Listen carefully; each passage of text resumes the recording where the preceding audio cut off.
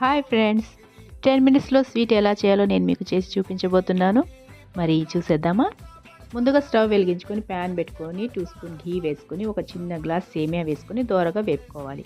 అదే గ్లాస్ తోటి 2 glass water కూడా పోసుకొని మూత పెట్టుకొని కాసేపు ఉడకనిద్దాం. గ్లాస్ పంచదార కూడా వేసి పంచదార కరిగేంత వరకు అడుగంటకుండా బాగా కలుపుతూ ఉండాలి. ఉడికించి పక్కన పెట్టుకున్న సగ్గుబియ్యాన్ని కూడా వేసి బాగా కలపాలి. యాలకుల పొడి, ఖర్జూర ముక్కల్ని కూడా వేసి కలిపేయాలి. కొద్దిగా కుంకుమ పువ్వు, పాలు కూడా వేయాలి.